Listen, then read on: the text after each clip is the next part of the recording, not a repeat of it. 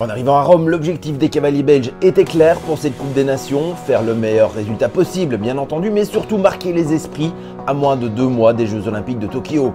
Olivier Philippart, Yves van der Hassel, Grégory Wathelet, associé à Jérôme Guéry, aligné lui avec Kellum de Hus en super forme, qui allait signer un double sans faute sans la moindre discussion sur cette grande piste en herbe que le cavalier de Sardamadine apprécie particulièrement. Ici, venir à Plaza des Siennes, c'est vraiment un concours qui me tient à cœur. C'est un concours historique, c'est dans un cadre magnifique. En plus, il y avait de nouveau du public, donc c'était d'autant plus agréable.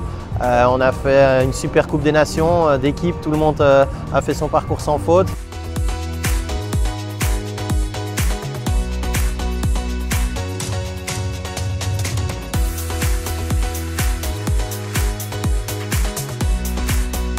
C'est clair que refaire un concours comme ça, c'était d'abord quelque chose d'exceptionnel, une motivation, un bon moment. Après, voilà, le résultat qui a suivi, évidemment, ne peut qu'embellir encore ce moment. Et c'est clair que gagner Rome, ça ne veut pas dire que c'est du niveau d'Aix-la-Chapelle, mais c'est quand même des Coupes des Nations que tout le monde a envie d'écrire sur son palmarès. Oui.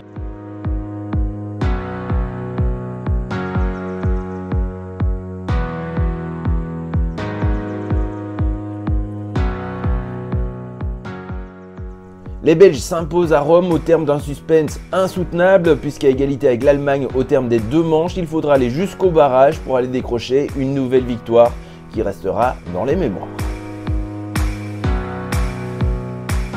Comme souvent, ces Coupes des Nations à 4, c'est une tristesse évidemment qu'on n'aura pas ça au jeu et ça s'est encore vu aujourd'hui. Il y a des rebondissements, des changements. Nous on a commencé, on a fait une super première manche, on a fait 300 fautes, 4 points, donc on était très fort.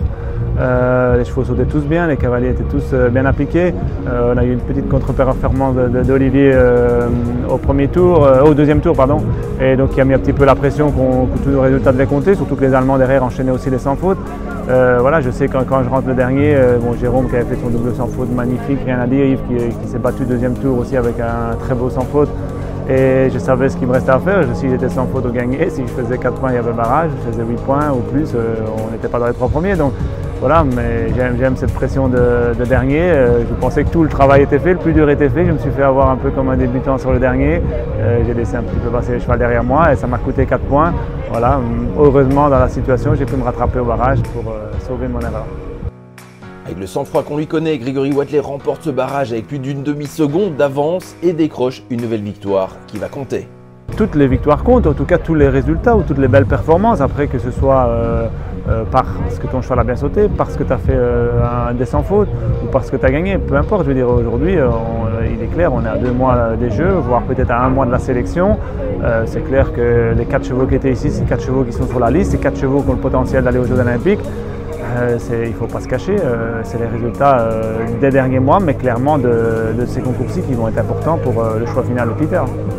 On venait ici dans l'objectif de faire quelque chose de bien, de montrer que les chevaux et nous-mêmes on était en forme. Donc évidemment pour Tokyo, ça a une certaine importance.